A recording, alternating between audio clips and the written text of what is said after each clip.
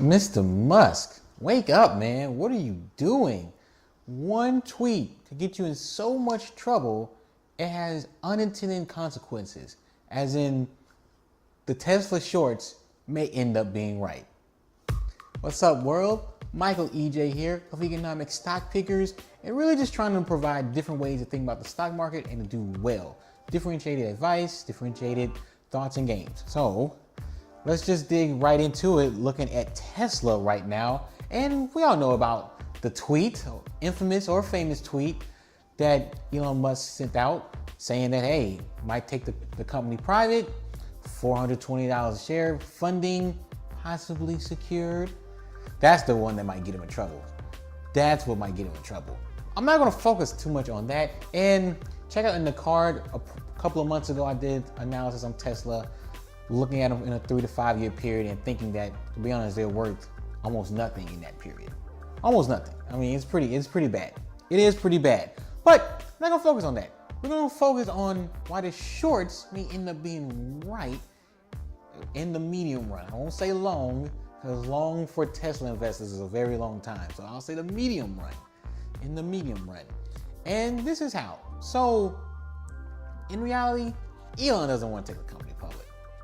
Let's just keep it 100. He does not want to take the company public. Want to take the company private. He doesn't want to keep the company private. And the reason he doesn't want to do that is he got two things to worry about if he does that. First thing, because remember, when we're looking at a stock, two things drive the stock price: the fundamentals and the sentiment. So we're going to break that apart. First thing is the fundamentals, and they are bad. Okay? Tesla fundamentals are bad. I know that the top Tesla investors don't care. I get that. But if you take a company private, it matters a lot more. Here's why. Tesla has benefited a lot from just the public publicity of being public, and really it's kind of why they were able to offer debt in the first place. I mean, a company barely generating any cash at all, and to me, in my opinion, not really at all, like not enough to actually be free cash flow positive, like to be a self-sustaining business. That company was allowed to take on even more debt. Why? How so? I mean, it's the publicity of Tesla, Elon Musk, constantly talked about in the stock market. Debt investors are like, well, if we turn this to a convertible, maybe it's worth it. But a company that's not generating any cash has a lot of debt and potentially could take on a lot more debt. I mean, if you're trying to find funding to essentially take out all the public investors, that's potentially $70 billion worth of debt. Now, that's probably not gonna happen. There's no way that's gonna happen. And it's because two things can happen. Either another company can come in and essentially help with like buying out shareholders. So there's no debt in that situation. That could possibly happen. And Elon Musk threw out the idea of like having Tesla become like a restricted stock. So liquidity is more like every 6 months or every year. So that's something, and who knows, he might have a lot of support and not that many people might not leave. They might agree to that if it's up for a shareholder vote. And instead of having to turn over $70 billion, take out that much in debt, you might only have to take out 15, 20, $30 billion. Not nearly as much. And I also get why he took out the debt. I mean, think about it from the perspective of when you're writing a paper or a memo for work or for school. It is always tough getting that first draft down. That's probably the toughest. You know, you run the writer's block, you just don't feel motivated. But once you get that part down, it's easy to edit. Getting the first draft down is hard, but editing around that is usually the easiest part. And that's the thought of Elon Musk with these gigafactories and these deep reinvestment into the company. I mean, he's spending a ton of cash, and that's kind of the thought of operating leverage and using fixed costs versus variable costs. If you want to learn more about profitability of businesses, check that out in the card as well. But essentially, if you have a lot of fixed costs up front, eventually all those high fixed costs are going to end. They're going to drop out.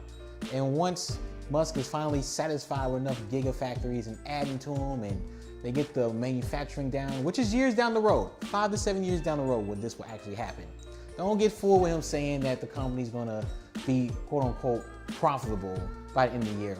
Nonsense. Still gonna be carrying negative cash. So you're gonna always need the cash. And because you're always gonna need the cash, it's easier to get the cash when you're a public company. You can continue to offer shares. You can continue to do follow-on offering. You can even have more debt. It's just easier to find those things, find the capital when you're a public company. That's kind of the entire point of being public. I mean, that's what makes it so easy. So you don't want to become a public company. That's fine. You don't want the short sellers riding your back, but you don't understand. The short sellers help you more than you think. And it's because of these, what I'll call sentiment and technical factors that you will do without if you take the company private. When I was in the business valuation business, valuing private businesses for various reasons. They're not always just for investment reasons. Sometimes it's a lot of law involved, so it gets a little tricky. But when you look at a company from that perspective, this sentiment technical stuff doesn't really matter. It's all about the fundamentals. It's all about what free cash flow might be in the next 5 years, discounted back to the net present value. There's a lot about that, or we might compare you to comparable companies, multiples, or transaction value. I mean, it's more of the traditional approaches to valuing companies. And let's be honest, that's not why Tesla has shot up. Why it has so many supporters. Tesla fans don't care. They are all sentiment. They all believe in Elon Musk. They all are looking 10 years, 15 years, 20 years out into the future where electric vehicles are expected to really take hold, and maybe a little bit of autonomous vehicles, and Tesla's thought of as the leader in that space. That's what they're investing for. They don't care about what happened next quarter in earnings or even in production numbers, nor in some ways should they. They're not necessarily entirely wrong thinking that far out. But what has helped the stock price is those short sellers. When good news is announced and there's a whole bunch of short sellers out there, it creates an artificial short supply of stock out there, which is why the stocks pop. If you really look at companies with a lot of short interest, they come up really quick, they increase very quickly, or they go down really quickly.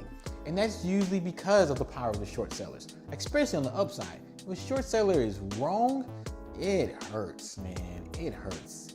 All they need is some good earnings numbers or a good quarterly call, and a stock that would probably, in a normal environment with not that much short interest, will only go up 5 to 10% a day. Go up 20, 30%. I mean, just like that, because you create that artificial short supply of stock when you short sell, and then you got the margin calls, or in a way you're buying into it. I mean, it's all bad. It's all bad. It's rough. But those kind of technical factors and the sentiment of your true diehard investors will not be there to save you anymore. I mean, you'll be valued purely on the fundamentals. And I did this thought experiment. I mean, I valued a company as if I was going to look to sell 10 years out into the future. That's what I kind of do. I value the company today, but also determine if it's a good investment, looking at what I think can be worth usually 3 to 5 years out. But Tesla's not going to be ready 3 to 5 years out. I still don't think they'll be truly free cash flow positive. They won't be able to sustain themselves from a cash basis, cash perspective, like in the next 3 to 5 years. So you got to go further out. And I account for it with the risk, but going 5, 7+ years out, when the gigafactories are all set in place, everything's perfectly fine, everything has to run smoothly, you have to continue to have high growth, all these things. You consider all of that. I'll say in 7 to 8 years, they may be worth $250 a share, like how they are today. 10 years plus, it was like maybe 550, maybe 600, which versus today sounds like a lot, but what's the stock at now? Like 370, 375 a share? There's gonna be so many more stocks that do so much better than maybe gaining 30, 40% in 10 years. Like, it's ridiculous, absolutely ridiculous. And I have to go that far out, because to me, before that, the company's still not worth anything. And you're gonna get similar results if you get value based on the fundamentals. Like that's all the investors will care about. And I just think if he takes that into consideration, he's gonna see, oh, my company's not worth that much. Maybe this going private thing isn't such a great idea because you'll get valued every 6 months to a year. There's a liquidity discount, all these other things, you know, and then the bad news keeps coming out. You're already gonna get sued. There are already 2 lawsuits out, right? And then more things like that. And Elon Musk might, he might get in trouble for this, market manipulation, all these sorts. And just as it rises pretty quickly, it will fall pretty quickly.